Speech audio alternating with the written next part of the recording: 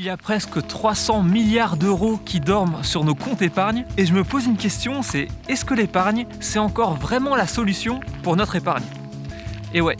Je m'interroge pour deux raisons en fait. La première, c'est tout simplement que les taux d'intérêt sont historiquement bas et qu'avec l'inflation, on perd de l'argent. Et la deuxième, elle est écologique et sociale parce que la plupart des banques investissent dans ce qui rapporte vite et beaucoup. Et c'est grosso modo tant pis pour tous les dégâts au niveau de la santé, au niveau de la pollution, au niveau des droits de l'homme, voire même pire.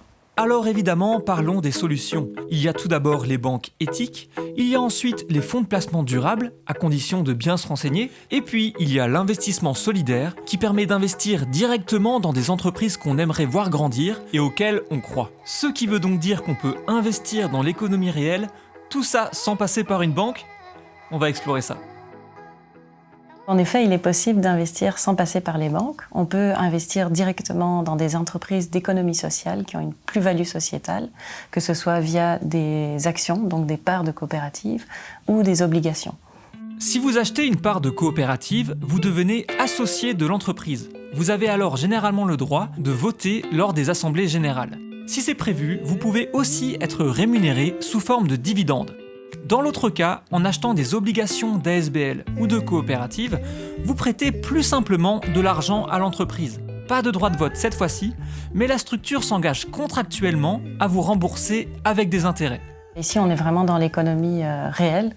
On est vraiment dans une idée de permettre effectivement un bien commun, d'avoir une utilité sociétale. Ce sont en général des projets qui sont dynamiques, qui nous parlent.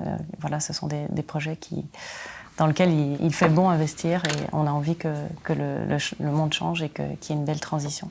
Soit les entreprises font leur propre promotion et vous en entendez parler, bouche à oreille, soit vous pouvez aller sur le site labelfinancité.be où on recense toutes les entreprises qui sont considérées de finance solidaire. Voilà, c'est www.labelfinancité.be. Il ne reste donc plus qu'à trouver une ASBL ou coopérative à qui parler. Et c'est chose faite car nous voici au nord de Bruxelles à la ferme Nopilif. Un projet qui regroupe plein de choses, notamment un parc animalier, une jardinerie, du maraîchage, un atelier bio, une épicerie ou encore une brasserie et qui emploie plus de 140 travailleurs en situation de handicap.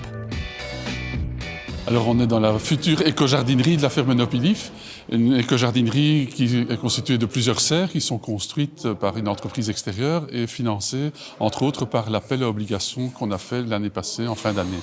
On a émis des obligations pour une valeur de 400 000 €. Mais au départ, on escomptait plutôt 300 000. Timidement, on se disait c'est déjà formidable si on arrive à ça. Mais on a eu beaucoup de succès. On a été suivi par tous nos amis, tout le réseau des PILIF qui a soutenu le projet et qui a vu un intérêt à placer son argent dans notre entreprise. Alors c'est un placement à risque, il faut que ça se sache. Et on avait bien prévenu les souscripteurs que c'était un placement à risque.